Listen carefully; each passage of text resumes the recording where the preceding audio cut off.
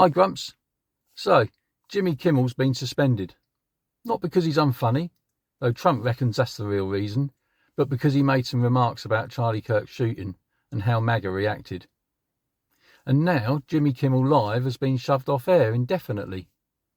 That's code for, we'll bring you back once everyone forgets, or if Ryan Seacrest says no. So here's the story. Jimmy Kimmel said MAGA folks were spinning Kirk's murder as anything but their own problems. The affiliates panicked. Nexstar, a huge ABC group, basically said, we're out. And the FCC chair popped up too, wagging his finger like an angry headmaster. And Trump clapped like a toddler at a fireworks display. Finally, he's been fired for lack of talent. Of course, it's suspended indefinitely, not fired. But when a corporation says, we'll call you, they won't. That's not a career plan, that's a breakup text. It's like when your partner says, we should take a break.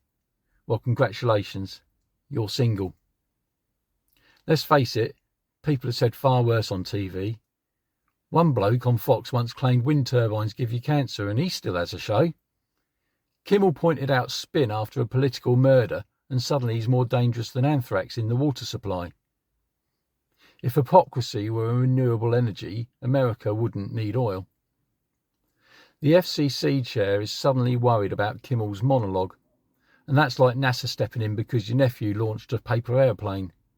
Don't they have, actual airways to regulate?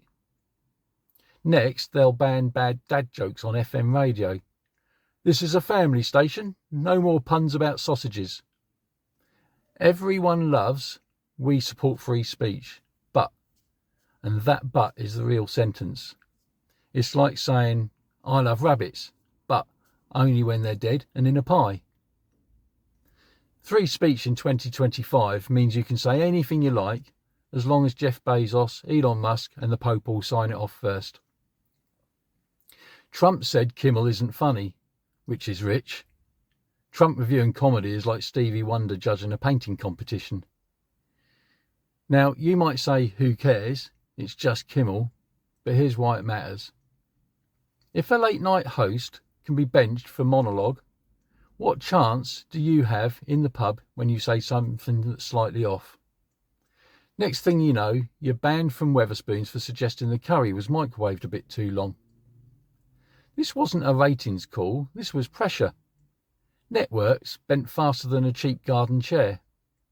And Disney owns ABC, by the way, so imagine the same company that lets Goofy run amok saying Kimmel went too far. Satire is supposed to mock the powerful. If comedians can't do that, you're left with knock-knock jokes. And if you're laughing at those in 2025, you need help. Knock knock. Who's there? Human Resources. You've been suspended indefinitely. Some say he speculated on motive without proof. Right, he did, I guess. But that's called commentary, isn't it? Others say the network has to protect advertisers, which basically means don't annoy anyone with money. It's morality outsourced to accountants. So now, Kimmel's at home, probably on the sofa, Googling talk show jobs in Canada, and Trump's gloating like he's just won America's Got Talent. And we're all supposed to just sit back and say, yes, this is fine.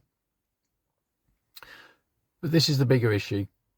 Comedy and commentary only seem to be allowed if they please the right people. That's not free speech. That's like auditioning for a talent show with just one judge. Anyway, watch what you say, everyone. Outrage is permanent now. Jimmy Kimmel? He's just indefinite. Catch you all later, Grumps.